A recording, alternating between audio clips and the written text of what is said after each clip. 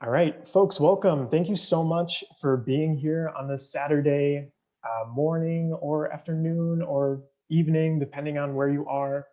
We have what looks like a great assortment of folks here for this climate and militarism teach-in, day one of the series.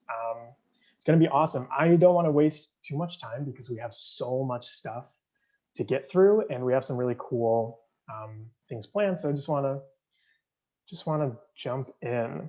So give me one sec.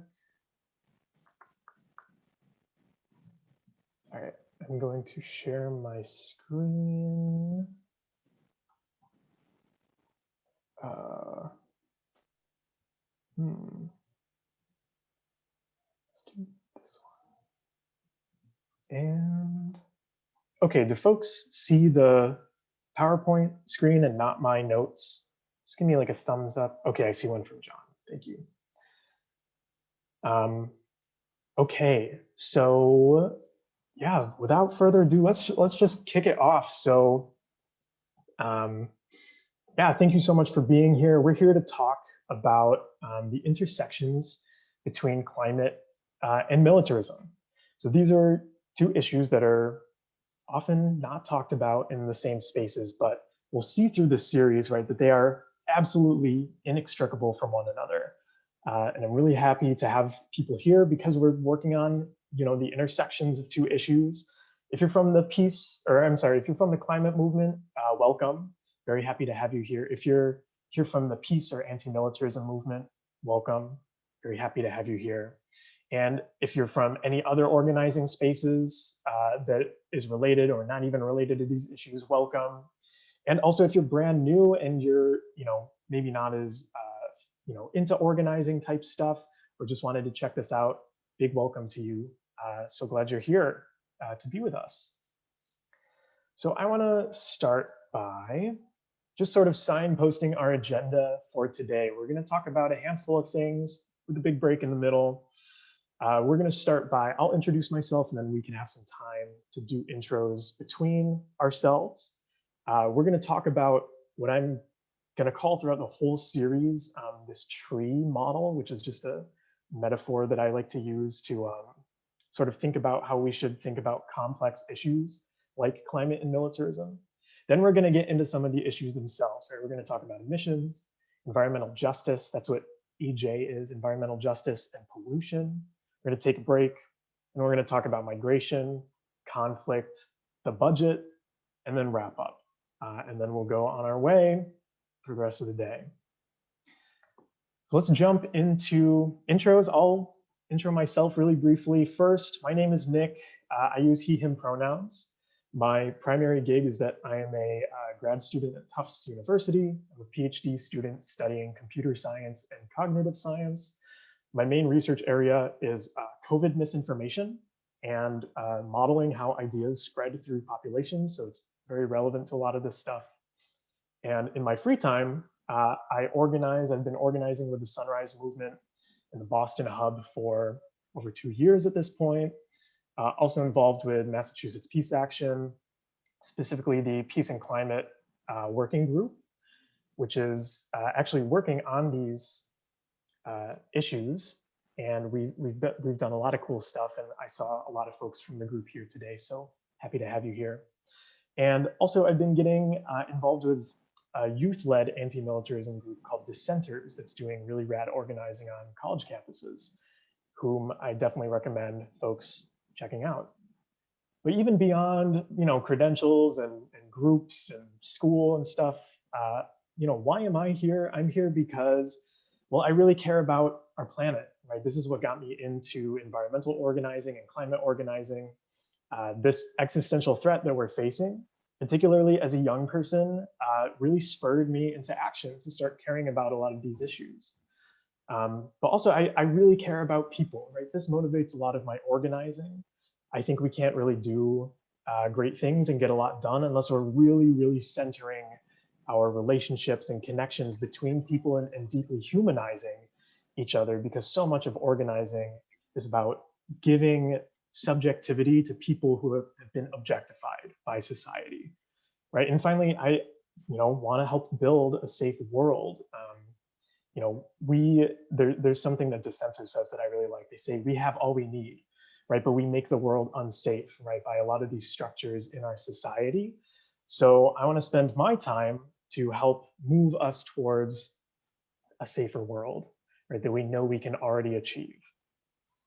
But who are you, right? I'd love to see who's in the room. I'll have to get the chat back open. If you can throw your name, your preferred pronouns, and why you're here in the chat, I will read some out. And thanks, Elisa is like helping me out so much right now. Let's see where why some folks are here.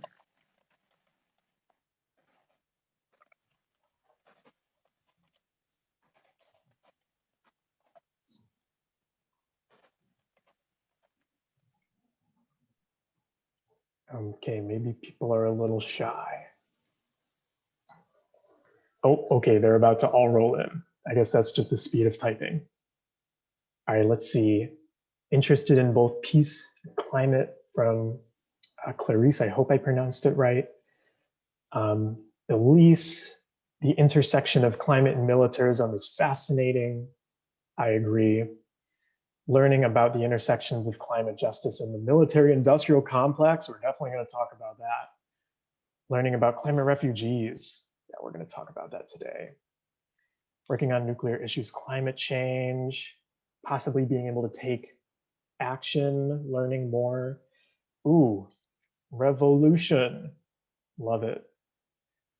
Talking through complex issues as they relate to people power and climate justice, love that. Seeking to build a broader, deeper peace movement. Let's see, wow, these are all so good. I feel like I could sit here and read these all day and they would inspire me and pump me up. These are also good. Keep them coming, please. If you want to keep sharing out, because I think it's really important to remind ourselves why we're here, right? The systems want us to forget why we care about these things, but we know that we need to deeply care about them because they're all interrelated and they make the work really meaningful when we do care. So I want to also try to build a little community while we're here. So as we're getting started, I'm going to throw us all into some breakouts just to introduce ourselves to each other. So I'm going to make, all right, let's see. Holy moly, there's so many people. All right, I'm going to create 25 breakout rooms. We'll see how it goes. I think that'll split people about into like 1 or 2 people per room, hopefully. And then actually we'll make 24 because I know I'm one of these people. Just take the 5 minutes to just meet each other, say where you're coming from, maybe what groups you're with, talk about some things you care about, and then we'll come back in 5 minutes. Okay, sound good? All right, see you in 5 minutes.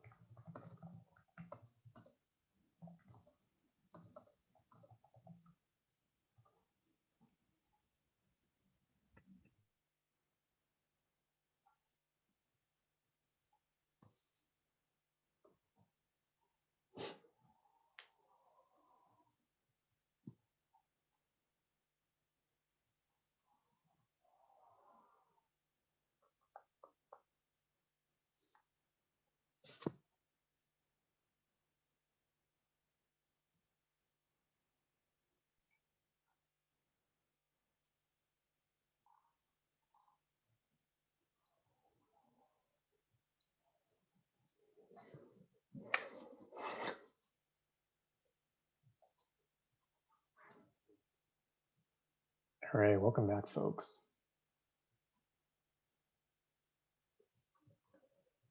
Got 30 seconds before everyone's zapped back.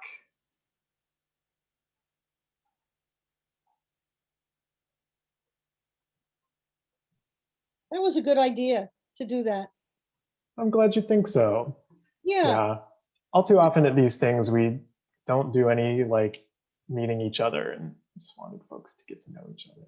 And also, we're all we're all very educated people who have a lot on our Yeah, mind, and it's frustrating to just listen and not be able to talk. of course. So I Totally.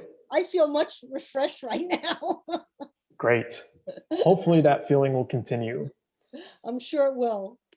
All right, welcome back, folks. I hope you had a great intro session with your breakout partner. We'll try to do more stuff like that throughout the day. So stay tuned. All right. Do folks still see my shared screen? Can you thumbs up? Yes. Yeah, great. Thanks. Okay. So let's dive into some of the stuff. There's still some there's a lot of throat clearing in this presentation. That's what I've heard it called before. I want to go through some teacher requests. We used to call these trainer requests in the before times, but now since we are over Zoom and this is a teach-in, I call them teacher requests instead.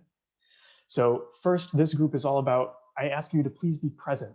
So try to remove distractions like phone and other tabs and stuff like that. Get a beverage, or get some water, get some tea, coffee, whatever your choice is.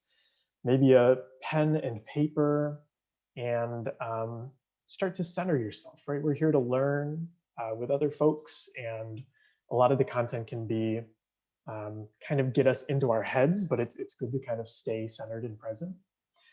And finally, part of being present for me is that like we're here with each other, right? You're not here alone. So if you see folks learning and taking risks and asking good questions or saying cool stuff in the chat, cheer for them, right? We're all here learning together and undoing these crazy systems in community. So be present. Second, participate healthily, please. There's a bunch of things for these. The one I want to really emphasize is as we're working in groups and engaging in the chat and stuff, there's a great framework I love called Step Up, Step Back. So if you're someone who holds, we all have many intersections of identities. We're very intersectional. But if you're someone who holds fairly dominant identities as regards, normal society, so if you're male, if you're white, if you're wealthy, older, think of stepping back, right? If you hold more marginalized identities, right? If you're a femme, a queer, if you're trans, Black, POC, Indigenous, working class, a young person, think of stepping up. I hope this can be a safe space for everyone to feel comfortable enough to create those types of norms among ourselves so we can start to undo some of the worst aspects of who gets to speak and who gets to be heard in regular society, right? Second, take care of yourself and others, right? Some of this stuff is pretty heavy and we're getting into some tough topics. So, if something starts to come up and you really need to mute me, go ahead, right? Mute the computer, step away, look out the window, right? We'll be back. You can totally leave. It's not a big deal. It's much more important to take care of yourself than to force yourself to, intake the information at the expense of other things. And taking care of others, right? If you see folks struggling with something, we're all here in community to learn together and to build structures with each other. So let's look out for each other as well. The third one and the fifth one kind of go together. Good eyes and eyes on the prize. We're all here for the same reason, right? We're all trying to undo these crazy systems and build a better world. So let's make sure that we keep our eyes on that prize and look at each other through good eyes, right? Know that folks are like trying their best with good intentions here.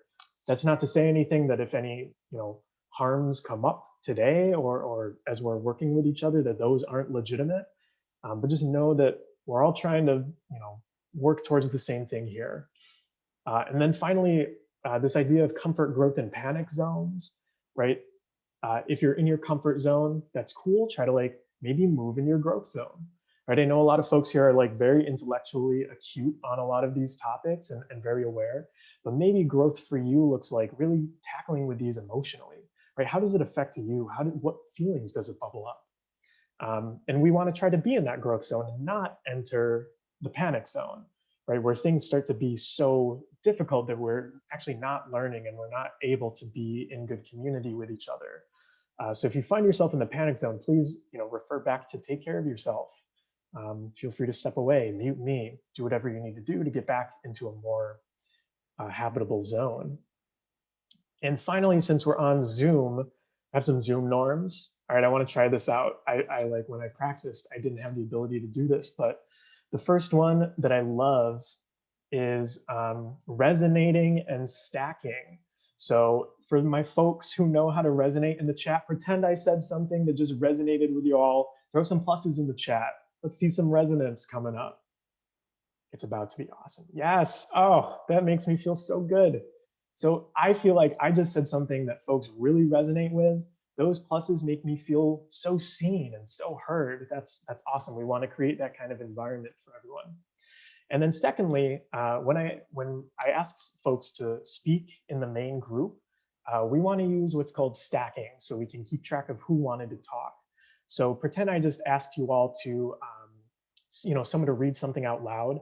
I want you to stack in the chat with a star. So put an asterisk in the chat if you want to talk, right? So, Ari threw one down. Maybe I'd call on Britt or Anne. So these are the norms that make it a lot easier on Zoom for us to interact with each other. So resonate and stack. And thank you, demonstrators. All right, second, please avoid arguments in the chat. Reminder that we're all here putting our eyes on the prize, keeping our eyes on the prize, looking at each other through good eyes. Let's try to keep it civil in the chat. Mute yourself, right? I will mute you if you are not muted. I do have that power, but it's kind of hard for me to manage all these things back and forth while I'm presenting. So please try to take care of that yourself.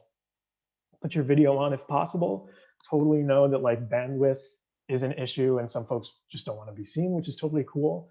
But if you are comfortable turning your video on, it's nice to have other folks' faces in the room. And finally, please save your questions till the end. I'll leave some space after we're done to do some like Q&A. But if you have questions that you think other folks might be able to answer in the chat, feel free to throw them down and we'll get some responses and get some good discussion going. So those are our Zoom norms. And thank you for bearing with me through a lot of teacher requests. Okay, so this teach-in will consist of 4 parts, I think as a lot of you know from the advertising. The first one that we're going to talk about today are surface issues, and we're going to dive into some structural stuff.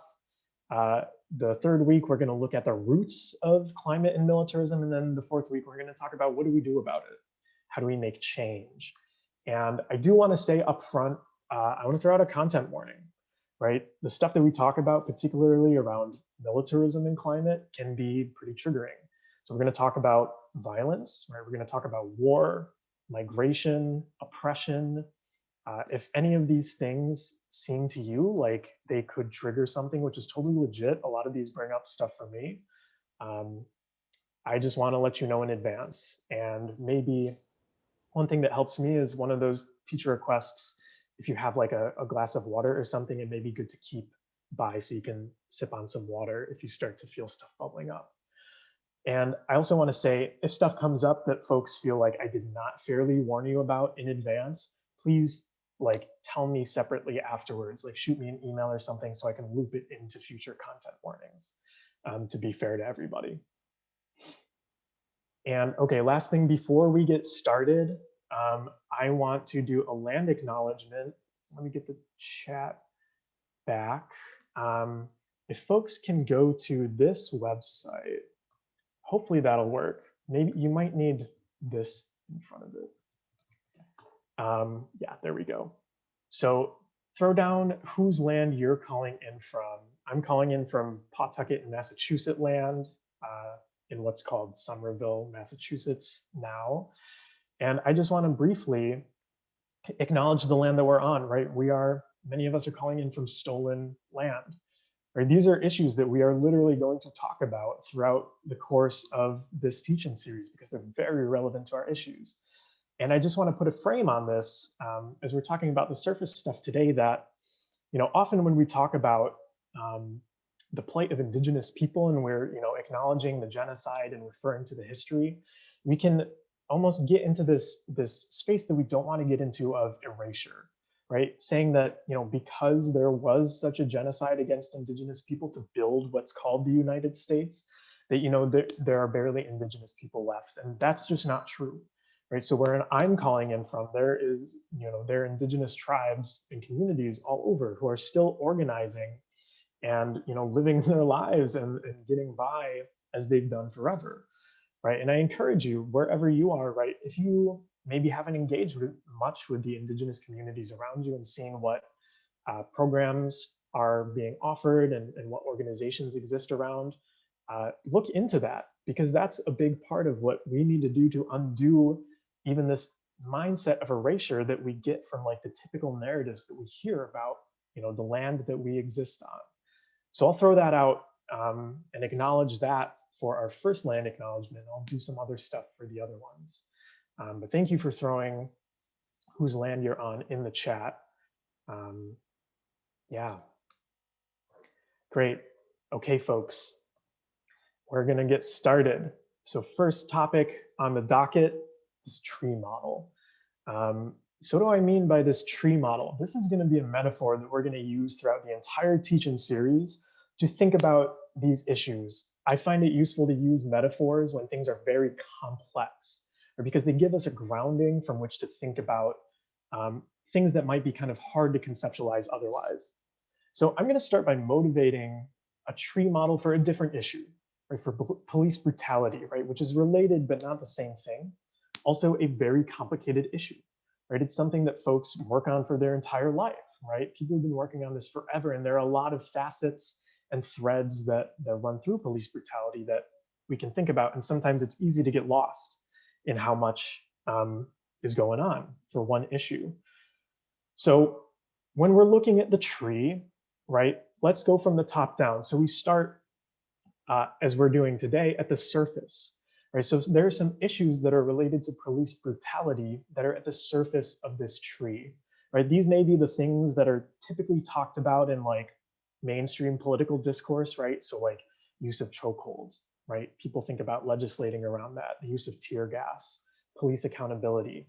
These are the types of things that are out there, right? They're the leaves of the tree. Everyone sees them because they are like the mainstream of the discussion, right? Some, they don't have to be the mainstream. Some folks don't know about these things, but they are, suffice to say, kind of the most immediate things that affect people in regards to police brutality.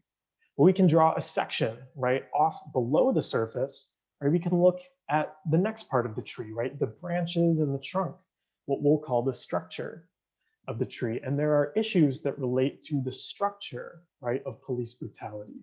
So one of these is the 1033 program. For folks that don't know, this is a government program that transfers military equipment from the US military to municipal police departments. They have to use it within a year or they lose it. It's a really kind of messed up program that has militarized the police over time, right? And this feeds into the issues that we see at the surface, right? There's also the deadly exchange, which is a term I've heard for the training of police officers in other countries with military forces, like in Israel with the IDF, the Israeli Defense Force, right? So police officers training in what are called anti-terrorism tactics feeds into police brutality, right? Because that stuff comes home. Right? So these are issues that support and lead to the issues at the top. Right, but we can draw another section, right? So what's left of the tree, right? We have the roots. So there are even ideologies that exist at the bottom of the tree that, hold it firmly in the soil and really prevent it from being knocked down and make this tree really hard to extricate when we're working on these issues. So for police brutality, we have stuff like the carceral culture that we live in, right? This idea that people, criminals, so-called criminals, deserve to be totally removed from society, right? Thrown in jails, right? Just totally ignored and they don't get to vote, they don't get to be a citizen anymore. That feeds into everything, right? The history of slave patrols, right? We're actually going to talk about, we're going to talk about a lot of this stuff, but we're going to talk about that next week. This history, right, has fed into these structures that end up leading to the issues of police brutality, right? And the history of slave patrols is that they were the first police forces, right, in the United States. And finally, even ideologies like patriarchy, right? This sort of systematic forcing of male identifying people to be socialized, to repress their emotions in order to be able to commit violence for a state that uses them for its own means, or for its own ends, is part of the problem, right? These are the roots. These are the things that make it really hard to address the tree in its entirety, right? But there's even one more thing. So we were looking at the tree, right, but I just want to call attention to the fact that, even if we're viewing the tree as a solo object, just remember it doesn't exist in isolation, right? There's a whole environment that this tree grew in, right? So if we're literally thinking about a tree, it's the idea that under certain conditions, like environmental conditions, this tree was able to grow, right? So like certain soil pH, right? A certain amount of sunlight, maybe a certain amount of water content, or else this tree would not have survived, right? Maybe a different tree would have grown under different conditions. And this is the kind of argument that we're going to eventually end up making in the fourth session of, if we want to address this tree that's really strong and hard to pull out of the ground, maybe we could try to change the conditions, right? And for police brutality, what are even the conditions that led to this tree growing in the first place, right? Things like racial capitalism, right? It's a system in and of itself, right? Things like the desire to maintain power structures, right? Things like protecting private property. That's why you saw during Freedom Summer last summer, it's like people are saying, oh my gosh, they're like busting the windows of this Target, but like people are like being killed by the police. It's this idea, these things lead to the conditions that even lead to the tree growing in the first place. So we can think about these when we're thinking about our holistic picture. So I know that was a lot and it was kind of fast, but this is the metaphor that we're going to use to think about climate and militarism, to try to understand the complexity that is inherent in these issues. And today we're going to focus on the surface stuff, right? So for police brutality, it was chokeholds, tear gas, accountability. And for climate and militarism, it's the military budget. Actually, I'll say them in order. We're going to go through emissions, environmental justice and pollution. We're going to talk about migration, conflict, and then finally the military budget. And before we even get started, I just want to like double, triple give an extra shout out to a few folks, Laura Steichen and Lindsay Kashgarian at the Institute for Policy Studies and Nita Crawford at the Cost of War Project. I heavily rely on their work throughout this surface session of the teaching series. It is excellent. The reports that I draw from that you'll see in the citations on the slides, one from Nita Crawford is called Pentagon Fuel Use, Climate Change, and the Costs of War. Highly recommend. And the one from Laura Steichen and Lindsay Kashgarian is called No Warming, No War. These are really, really good reports that I highly recommend reading for any folks who are interested. And you'll see them in the, I'll send out the references and everything after this is over. So fear not, they will be there. Okay, folks, I'm just gonna, maybe, this is gonna be a little difficult. I can't see stuff in the chat, but I hope we're good. I hope we're doing well. So if there's anything that like really does come up in the chat and someone really needs to get my attention, I guess feel free to unmute yourself. But if it's just a question, please don't unmute yourself because we got to roll through all this stuff. All right, so let's start with emissions. I want to start with this quote that really illustrates and frames everything we're going to talk about. This is from David Petraeus, a general of the US military. He says, quote, "Energy is the lifeblood of our warfighting capabilities." Right, so this section is going to be centered all around the idea that the war machine heavily relies on energy, which in our current economy is fossil fuels, right? I'm just going to throw this out at the top. This is a jarring fact to a lot of people, and I think it's become a little more well-known in modern times, but the Pentagon is straight up the largest institutional emitter in the world. In 2017, Pentagon emissions were 59 million metric tons, which if the Pentagon was a country, they would be the 25th highest emitter in the world, which is more than 170 countries. Right, and I took this little snippet from Wikipedia where it lists emissions by country. And you can see the Pentagon is on par with Hungary, right? More emissions than Denmark, than New Zealand, than Bulgaria, Finland, Switzerland, so many countries, right? An insane amount of emissions, right? Which begs the question, right? Why does the Pentagon pollute so much? Why do they generate so many emissions? And honestly, many of us don't really learn the true scale of the US military apparatus. But 40% of those emissions from the Department of Defense, that's DoD, that'll be acronymed a lot throughout the presentation, and GHG for greenhouse gas emissions. So 40% of these come from the over 800 bases in 90 countries and territories around the world. So there are so many US military bases all around the world. You can see it in this photo that I took from David Vine, who sort of studies and writes about military bases all across the world. There's a huge, right, like clustering of them all surrounding, guess who? Russia and China, right? And a bunch in South and Latin America.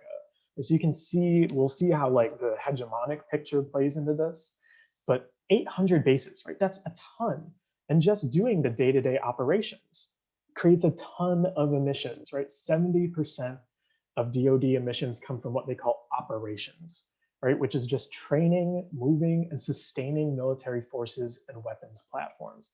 This is just the daily stuff, right? And that's most of it. It's just, there's so many because there are so many bases, right?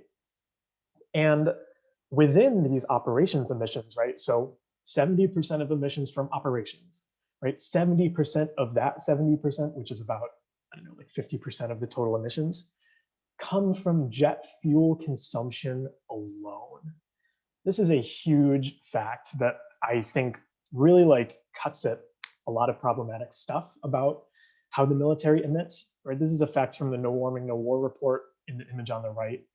One of the military's jets, right, the B-52 Stratofortress, which is, you know, these like big macho names for airplanes, consumes about as much fuel in an hour as the average car driver uses in 7 years.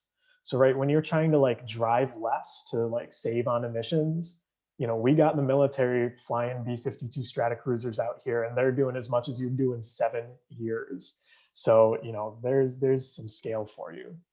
And this is just one example, right? In Nita Crawford's report, she lists the emissions for all sorts of different aircraft. And I pulled one quote that I thought was like useful to motivate. Just one other example. So at the bottom right, she writes, on the 18th of January in 2017, two B-2 bombers, which I know it's confusing, but it's different than the B-52. They all have confusing names, but the two B-2 bombers made a 30-hour round trip from an Air Force base in Missouri to Libya to drop bombs on ISIS. 30-hour round trip, right? This B-2 aircraft is, I did the math. This is what you get with a computer science PhD. You can do math like this. But the B-2 is roughly, 1.27 times more efficient than the B-52. And, it's great. It's more efficient, right? Its 30-hour trip would only use the average fuel use of a driver's car driving for just 165 years, right?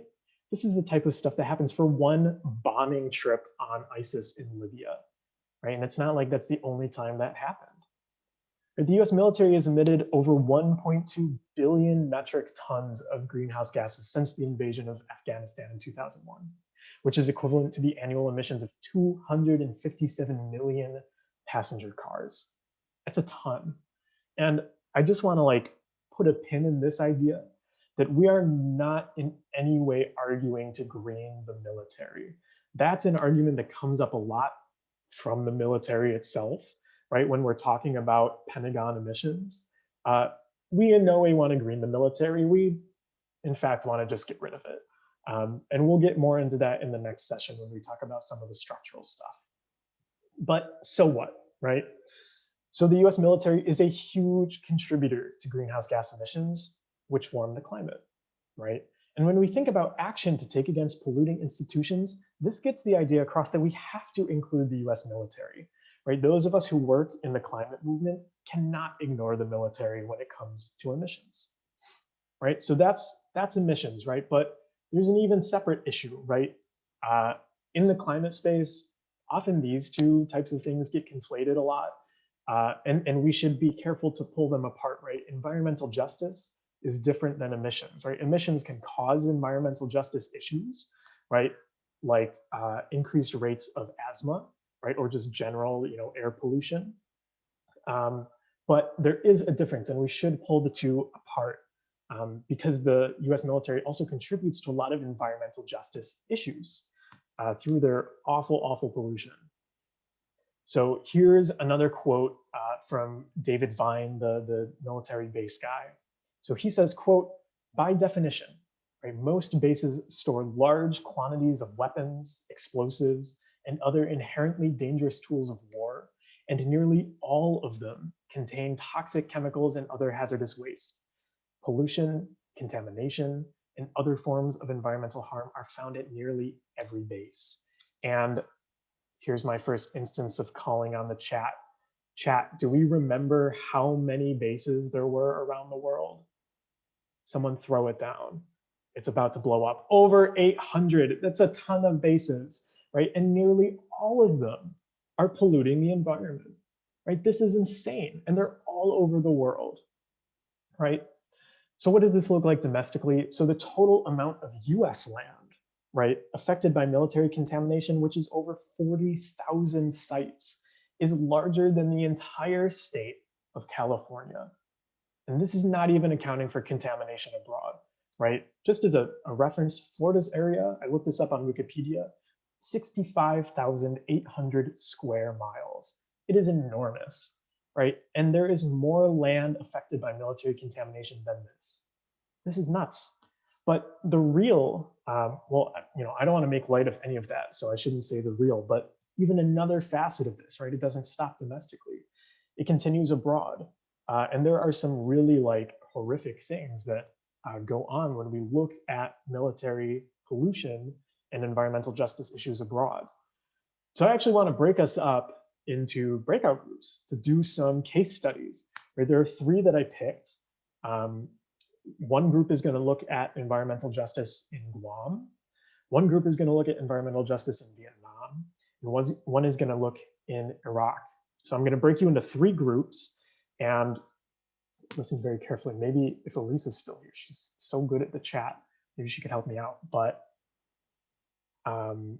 yes, and good reminder from Elisa, this stuff is going to continue to be really heavy. So, center yourself, drink some water. This stuff keeps rolling on. So when we go into breakouts, I'd like you to briefly introduce yourself. Actually, here, I'll stop my share because I actually wrote this down. Briefly introduce yourself. Take 5 minutes or so to read these pieces that I'm going to link in the chat, and then discuss as a group for a little while what you were reading about and sort of come to, just share your thoughts and feelings, and then elect one person to share back to the main group, so we can do like a little democratic election to see who can share back to the main group. So give me 1 sec. Thank you, Elisa. Here are the case study links. So don't open them yet until you know what group you're in. If you end up in group 1, you've got Guam. If you end up in group 2, you've got Vietnam. If you end up in group 3, you have Iraq. And I'm going to split you all randomly. Apologies, we're not going to do choosing it today.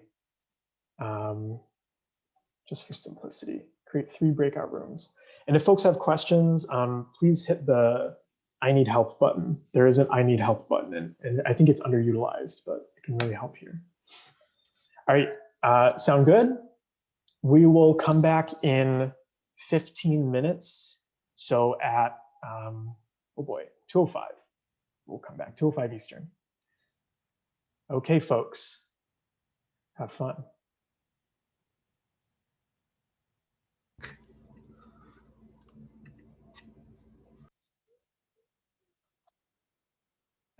Okay, and I'm going to mute everyone too. Sorry. Okay, can we have whoever was in group 1's elected person to share back. Maybe just share me for a minute or so what you all talked about. Nick, I'll step forward. This is Mary Ellen. We spent a little time, getting used to what are we supposed to do first. Some of us were reading and others wanted to introduce themselves. And the upshot is that we spent most of the time on introductions, and some of us didn't get a chance to read the document. But yeah, but we did hear that Guam certainly has been a strategic military base since World War II, so that's a pretty long time. And I was sort of split between listening and reading, but I was surprised personally to see that the U.S. owns or occupies 30% of the land, and that people to this day are dealing with the horrible effects of the toxicity. Yeah, so I don't know if anyone else wants to jump in. I kind of took the lead because we didn't elect anyone, but if anyone has something else to say, please do. Yeah, actually, Mary Ellen, I think that works pretty well. Just for the sake of time, thank you for sharing back. And I totally get it. There's so many cool and interesting people in the rooms that I would totally just want to meet people too. So I totally vibe with that. But for anyone who wants to read more on the Guam doc, these will all be shared out. So, you can read about it later. But we'll roll on. Anyone from group twos? Did group two manage to elect someone to share back? My name is Dat Dosen, and I was in group two. While people were busily trying to read the information on the chat, I volunteered to give a little talk because I'm from Vietnam and I've been studying the effects of Agent Orange for many years. So I actually had a few slides that I wanted to share, but I couldn't share my screen, so I just spoke. So I wanted to inform people about the effects of Agent Orange, which in Vietnam are now concentrated on the old US Air Force bases. The US has provided some assistance in the last decade or so. They have managed to clean up one Air Force base in Da Nang, and they are now proceeding to clean up a second base in Bien Hoa, which is in much worse shape. The effects on people are still on in terms of genetic defects in children, and in the contamination of the water and the food supply, especially fish and ducks near the bases.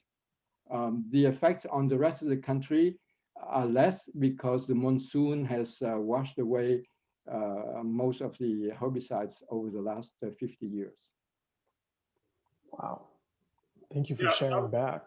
I will add step forward from group two that was a wonderful resource, and we appreciate his sharing. I was intently listening and also found what I shared in the chat about ecocide, which is a way to translate environmental justice into a legal remedy and potentially moving towards the International Criminal Court to make it on par with genocide and other crimes against humanity. So because I was able to find that resource, I added it in the chat and I'm speaking up now, but that's all I'd like to share. That link in there does reference Vietnam, but it doesn't necessarily reference Iraq and Guam, but the principles are very similar. Can I add one more thing? I shared this on the chat from our group. In the reading material, I noticed that there are two conventions, 1999 Ottawa Convention and 2010 Convention on Cluster Munitions Prohibition. These are important ones to prevent further contamination like this. And US has been refusing to sign either so far. And I felt this is something we could address as US people in the US. I'm sorry, what is the US not signing on this occasion? All right, folks. 1919. Go ahead, Sung-Lee, and then I'm going to mute everyone again. Okay, 1999 Ottawa Convention prohibits the use, stockpiling, production, and transfer of anti-personnel landmines, and the 2010 Convention on Cluster Munitions. Thank you. Wow. Thank you for sharing back. Yeah, those are all very important things. So thanks for you three who all shared back from group 2. And then finally from group 3, did we have an elected official who wants to share back? So hello, my name is Ari and I'm sharing with group 3. We also only had time for intros, but I learned that people are calling in from all over the country, which is really cool. We had like several folks from Washington State as well, you know, obviously Massachusetts and other places, and people coming from a variety of backgrounds. So that was interesting, but we did not get to talk about the article, unfortunately. So. No worries. This is a good lesson for me that maybe next time I won't say introduce yourself, because that seems to take a lot of time. But I do encourage folks to read, you know, even though you're in one breakout group, feel free to read all of these. I linked the actual pieces that these were taken from and shortened them in the Google Docs, so they're all very digestible, and would definitely encourage reading them. But suffice to say, in the Iraq group, there are a lot of environmental hazards left by using depleted uranium munitions in Iraq. If any folks want to check out a really knowledgeable reporter on that, check out anything that Jeremy Scahill has written on it. He has done a ton of really good work and was on the ground there. But it's sort of the same. Oh, sorry, Eileen. Folks, please, if you want to throw, or if you want to ask a question, maybe just throw a star in the chat. That'll be a little easier for me. Nick, just a quickie for everyone. If we could just put our name and the town or city we're from right underneath our picture, it will save a lot of introduction time. Thanks, Eileen. Yeah, totally makes sense. I like that suggestion. Great. Okay, folks. So thanks for breaking out. And let me share my screen again. Sorry, I gotta go through a whole process to get my stupid 2 monitors to work again. Okay, can folks see my slides again? Great. Thanks for the big thumbs, Ari. I can see those. All right. Oh, geez, wait, no, this is way ahead. Sorry about that. Oh, now you can see my whole presentation. Okay, this is embarrassing. All right, here we go. Okay, so what, right? Beyond emissions, right? The US military is actively creating environmental justice issues, right? If there is an equivalent to being the largest institutional emitter, the US military is probably the institution most willing to justify ecological and human destruction in order to achieve its goals. So I just wanted to end with that, wrapping it up. And again, I do encourage folks to read those docs. But luckily we have a break now. Wanted to put the break here because I know that stuff is can be really gnarly. And I encourage folks to like take some time to take some deep breaths, recenter. This work is like really intense. And I really don't want to undermine that at all. So we'll take 5 minutes. We'll come back at 2:21. And then we'll continue with the rest of the stuff. So feel free to get up, stretch, get some water, get some food. We'll be back in 5. Hey, Nick, while you're on the break, can I say something? Give me 1 sec. Let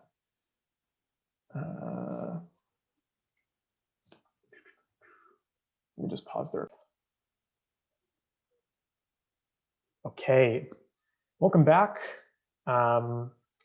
Going to share my screen again.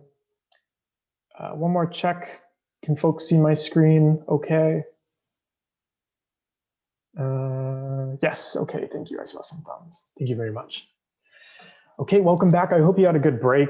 I will say once more, very important, just want to center ourselves again before diving into the next topics, because they can be just as heavy as the stuff we already talked about. And I do apologize. I know we could spend so much time on all of these because they're all really deep issues in and of themselves.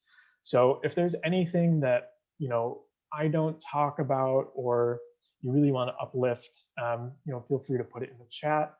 Or also, this work doesn't stop at the teach-in. Keep organizing folks around this and to get your points out and stuff because they're very important.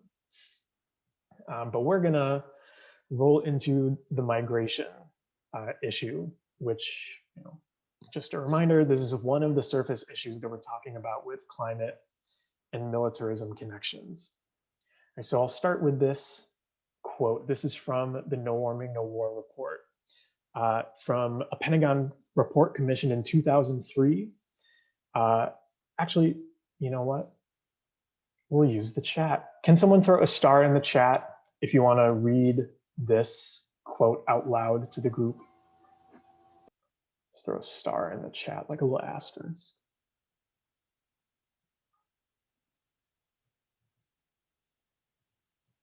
Britt, would you like to read this for everybody? Sure. The United States and Australia are likely to build defensive fortresses around their countries because they have the resources and reserves to achieve self-sufficiency. Thanks, Britt.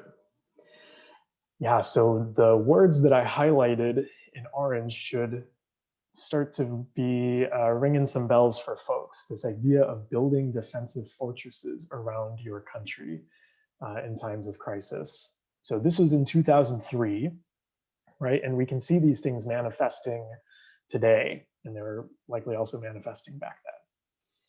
And I just want to begin by saying, like, at the top, to frame this whole thing, sometimes in the climate space, we talk about, right, people who are denying climate change and stuff and saying it's not happening. Well, folks are already experiencing these impacts. We already know that climate change is happening and leading to different difficulties that force people to migrate. Right? So on the left, there's been tons of flooding in Bangladesh. It's just a photo that I took from a report.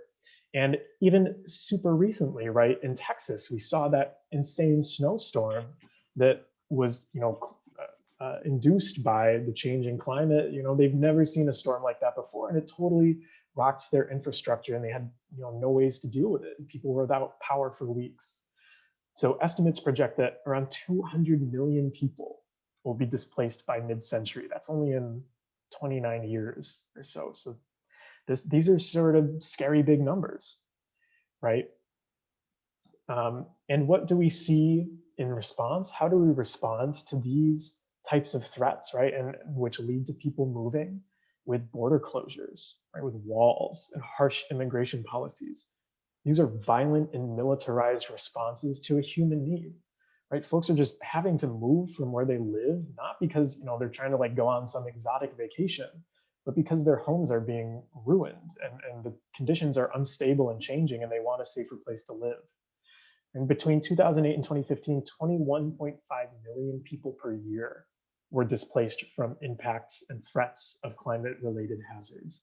That's a ton of people, and we really need to hold this type of number and this idea when we're working in the climate space. Right, and I want you all to remember back as a good example, remember the Migrant Caravan from a few years ago, right? There were sort of prevalent mentalities going across the mainstream and on the right in the US that, right, this is an invasion force, right? That these migrants are freeloaders and bringing in crime and drugs and all this type of stuff, right? But few people were actually talking about why the migrants were coming at all. And if you take a look at the countries they're coming from, right, I put it at the top, countries like Guatemala, Honduras, and El Salvador. These are countries that have huge connections to wars that have been waged by the US military, either overtly or covertly with the intention of securing resources for corporate interests and stuff like that. We're going to talk about that a lot next week. But the main reason, this is a quote from this Guardian article I cited, says the main reason people are moving because they don't have anything to eat. Right? We're seeing tremendous climate instability that is radically changing food security in the region. These people aren't murderers and freeloaders. That's just racist rhetoric designed to manipulate people politically, right?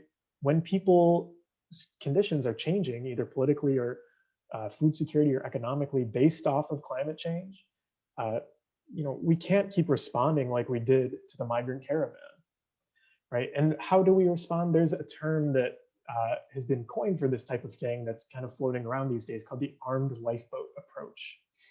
So this is an idea that an unequal society will keep the global elite afloat in an armed lifeboat while those who are most affected are left to drown.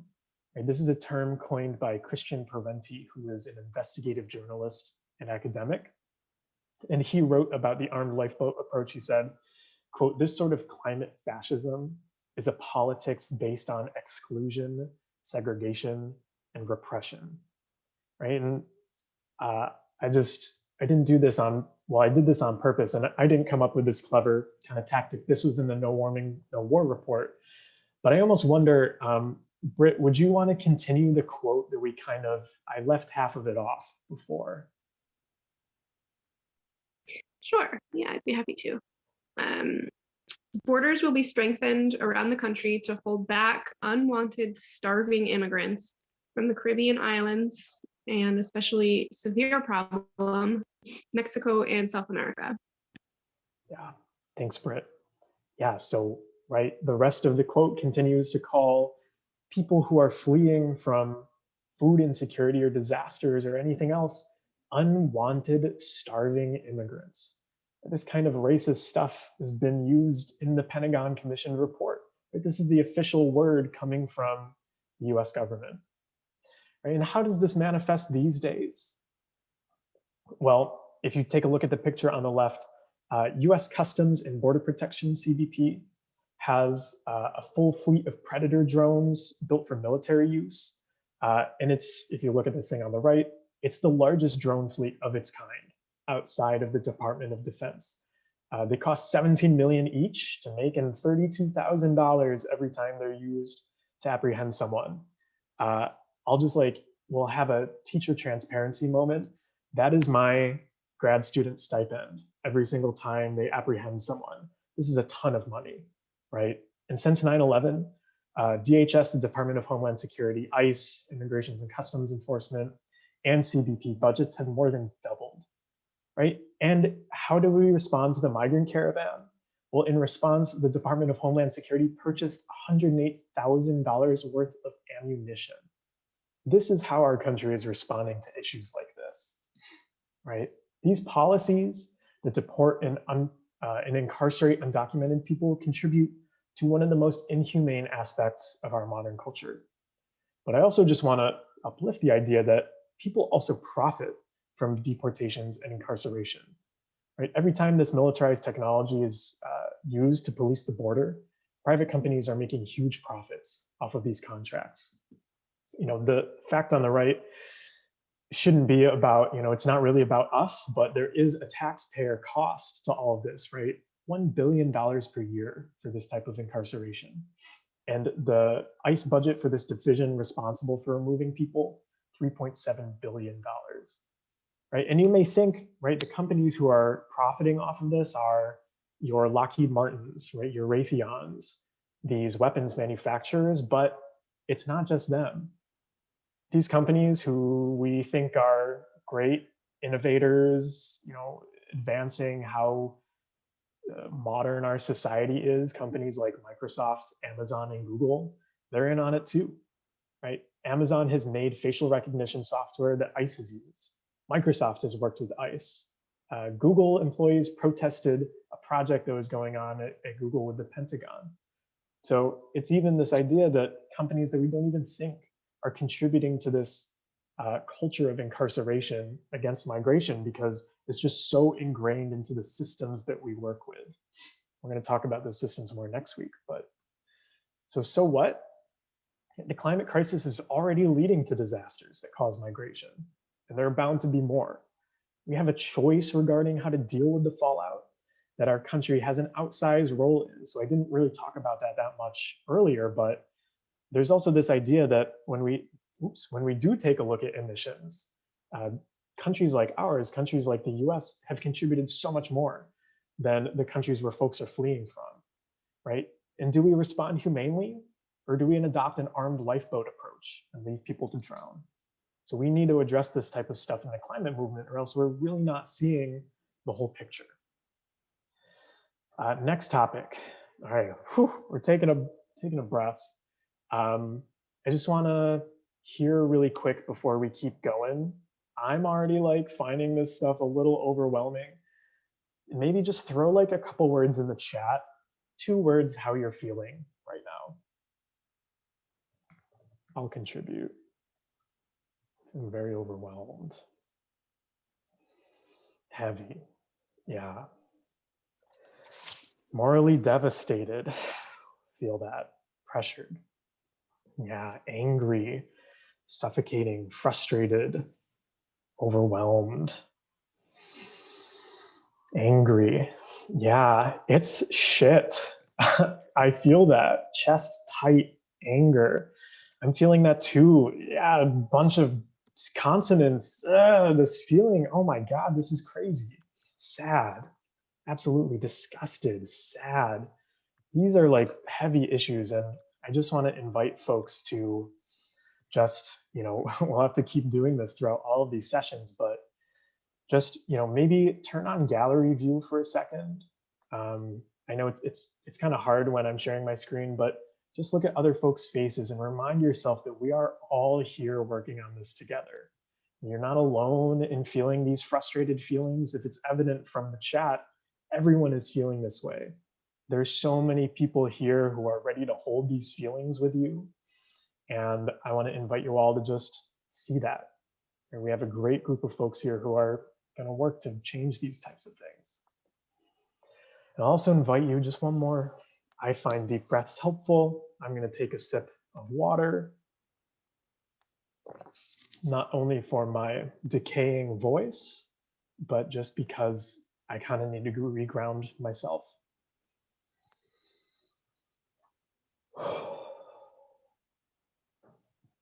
Okay,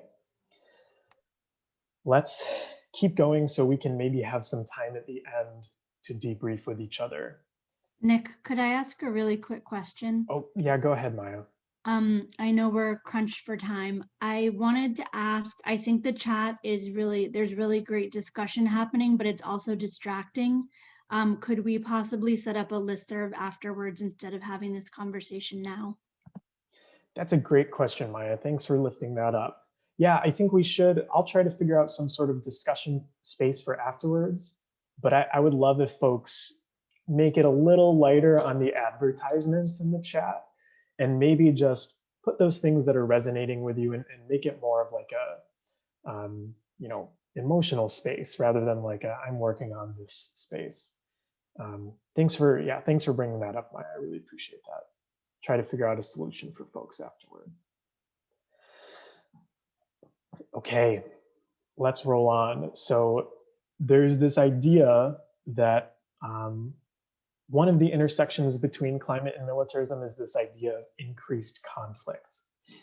And I want to begin with just laying out the idea that even though many people talk about conflicts that will come as a result of the climate crisis, I just want to uplift that there has already been conflict created to fuel the climate crisis. This is a quote from another military general, former CENTCOM commander. Quote, "Of course, it's about oil. We can't really deny that."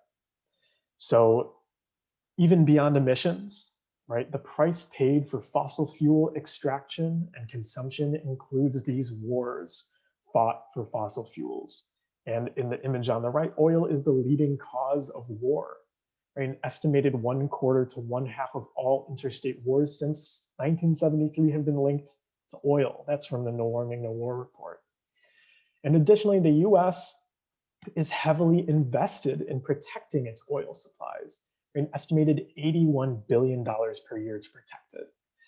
And remember why, right? If we ask why is this going on, the quote that we started off with, energy is the lifeblood of the war fighting machine, right? It depends on these fossil fuels.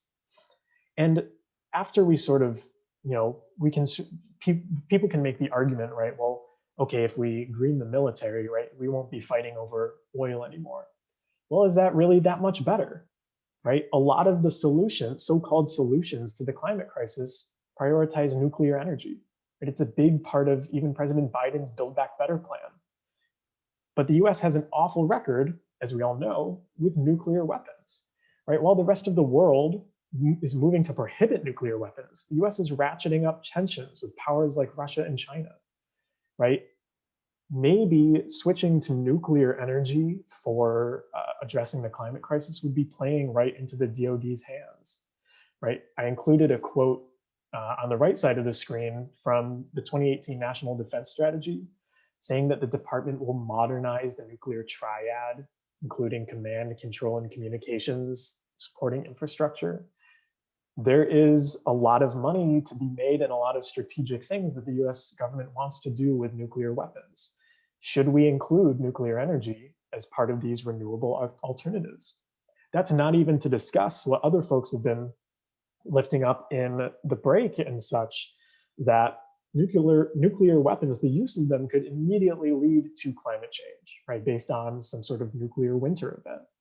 Or what do we even do with all of the waste that's created from nuclear weapons, right? We don't talk about that as much either. Or, I'm sorry, nuclear energy and weapons. So, greening the military this kind of way would also lead to conflict. But then also the aspects that I think most folks talk about is, right, as resources become more scarce, there's a worry that climate change is going to become a threat multiplier. That's the term that when people write about it, they use.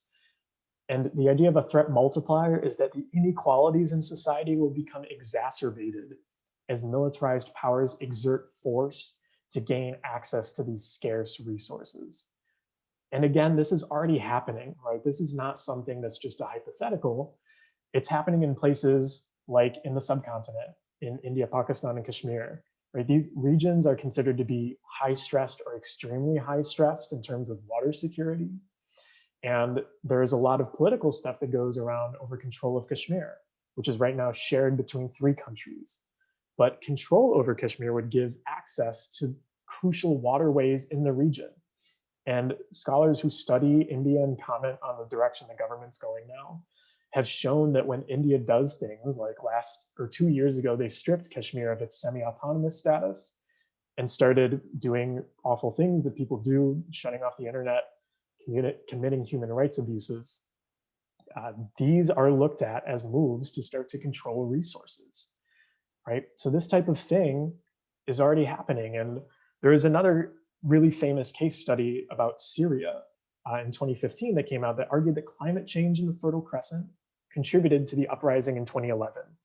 And this quote starts with water shortages in the Fertile Crescent in Syria, Iraq, and Turkey that killed livestock, drove up food prices, sickened children, and forced rural residents, millions of them, to the outskirts of jam-packed cities, right? All these factors helped tip Syria into violence. So in unstable political systems that start to experience even more instability because of climate-fueled changes have a higher propensity to tip into violence. But it also goes the other way, right? There's a lot of good writing on this from the IPCC, the Intergovernmental Panel on Climate Change. And their famous 2018 report was the one that said, hey, warming of 2 degrees Celsius is not as okay as we thought it would be. We only have until 2030 to radically change the way we do things. They have written other reports, and their 2014 AR5 report talks a lot about this idea of conflict and climate change. And they've argued that the other way around is also true, that where violent conflict emerges, the capacity to adapt to climate change is reduced, right? We know that to deal with these issues, we need to build collective power. but the capacity for collective action can be undermined by violent conflict, right? And finally, just want to say that like the fossil fuel industry relies on this militarized state violence to uphold its operations around the world, right?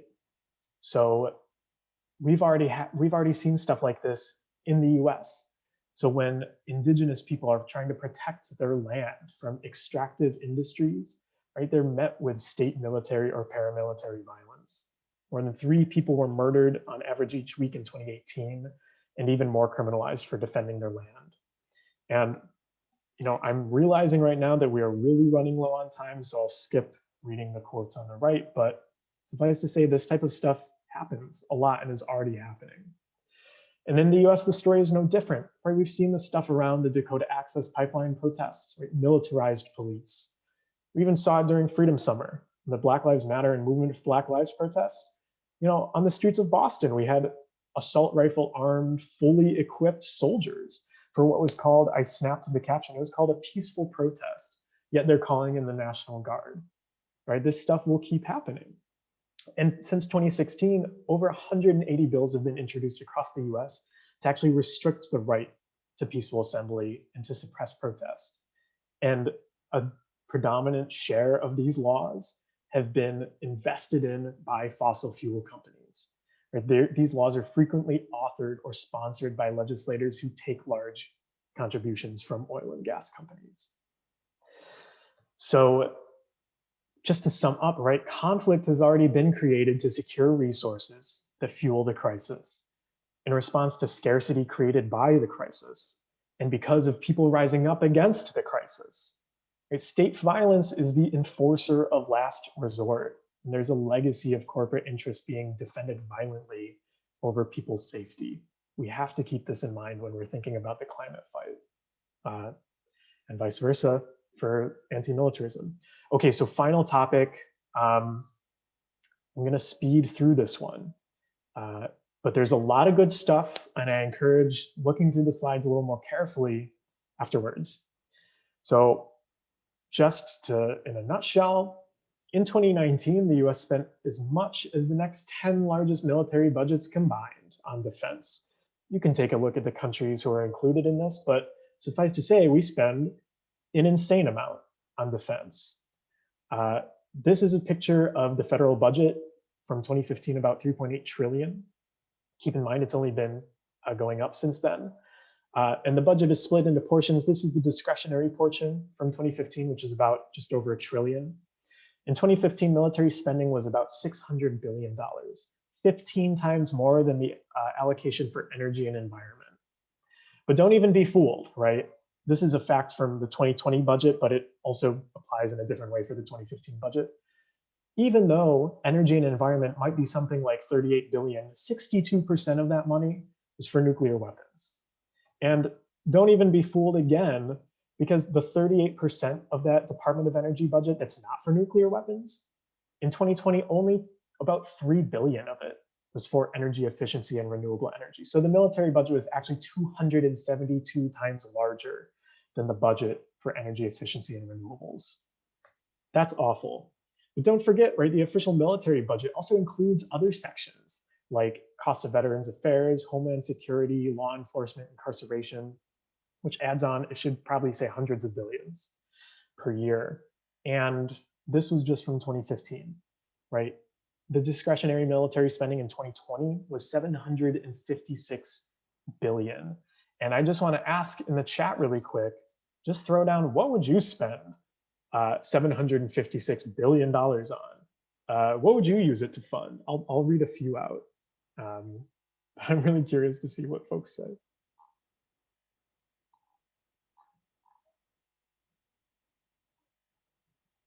Yeah, I don't get that. That went over my head. Healthcare, education, green jobs, healthcare, end hunger, end poverty, Green New Deal, healthcare, education. Y'all got it. Keep them coming, because I think it feels good to just shout them out. Like, we have this money, folks. What do we want to use? What do we want to fund with it? That money is there. And, The US has spent so much money on war in the past 2 decades, $6.4 trillion, while the cost of shifting our national power grid to 100% renewable energy over 10 years would have only been $4.5 trillion. We could have had 2 trillion left over, right? Instead of funding these endless wars. And it's not like they've made anyone safer, right? And almost 1 million people have estimated to have been killed, with 21 million displaced. And for every $1 that the US spends on diplomacy, they spend 16.65 on the military. So what does this tangibly mean for us, right? Climate solutions are treated as pipe dreams, while military spending is not. I can't tell you how many times I've heard that the Green New Deal is too expensive or socialism, even though fossil fuel subsidies and public funding of like private contractors is literally the same thing. It is incredibly expensive, and it's state funding of private interests, right? Which is even worse, and it's for something awful. There have been calculations done by groups like the Poor People's Campaign. They put together a moral budget, which would say, what could we, how much money could we cut out of the military budget? I'll let you like read this later, but suffice to say, we could have trillions of dollars from cutting out this type of stuff. And just 11% of the Pentagon budget could have powered every one of the almost 128 million households in the US with solar and wind. 1% of the budget could have funded 125,000 infrastructure jobs, right? 25 billion spent on immigration and border enforcement, 337,000 clean energy jobs. And paying for war, this is a quote from the No Warming, No War report, which is important to take into account. Paying for war is not an investment, right? It's a loss.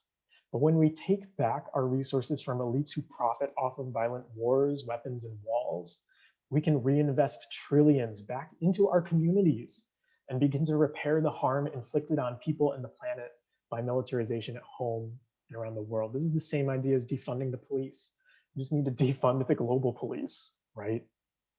So what? There is absolutely money to pay for a just transition to a renewable energy economy. I don't even want to hear it anymore.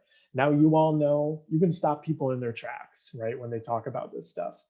And our priorities are totally out of whack, right, with what needs to be done. Every single thing that you all said we need to fund with that $756 billion is absolutely crucial. But our communities and people all over the world are suffering as a result of wasting that money. Right? I know I only have 10 minutes left.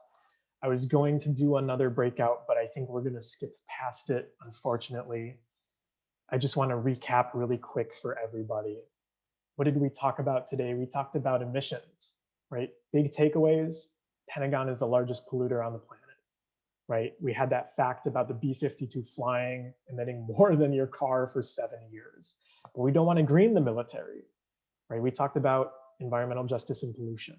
So many military bases across the world, every single one of them is polluting.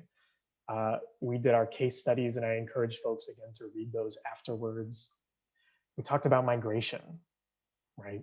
Countries all over the world have already been forced to migrate from climate change. Even people in the US have been forced to migrate because of climate change. But we take this armed lifeboat approach, right? Do we want to do that, or should we argue for a more humane option and fight back against these private companies who support inhumane border policing because it makes them a ton of money? We talked about conflict, right? Already conflict because of fossil fuels. Climate change is viewed as a threat multiplier, and it undermines our ability to adapt and organize. And then finally, we cruised through the budget, but the budget comprises over 50%, military budget, over 50% of discretionary spending, more than the next 10 countries combined. There is money for a Green New Deal, and cutting stupid stuff like subsidies, taxing appropriately, and reducing military spending would easily fund a just transition. So what? In conclusion, we can begin to see that US militarism is tied to climate justice issues in almost every way. And it's clear that it's clear that US militarism both feeds into and is intensified by the climate crisis. This lays out a pattern of what we can expect as a response to the crisis if militarism is left unquestioned or invisible, as it often is. And these were the surface issues, right? These were the issues at the top of our tree, the ones that manifest because of the structures and the ideological roots that we're going to talk about in the next sessions. So I'll just signpost next time we're going to talk about the structure. It's going to be a good discussion. I hope folks feel free to come back next week for session 2, 1 to 3 p.m. Eastern, same time, same place. Share out with your friends or other folks you organize with if you want. There's the bit.ly. Again, maybe someone can throw it in the chat. It'll be on the same Zoom link as well. I'm not going to change it in between, so you don't have to like try to find a new one. But I hope to see folks next time so we can talk about structure. It'll be a really good discussion. So I'll stop my share. I'm totally, my throat is dying right now. So I'll stop talking. I will stick around for questions for a bit. I will not record those, so I'm about to just stop the recording.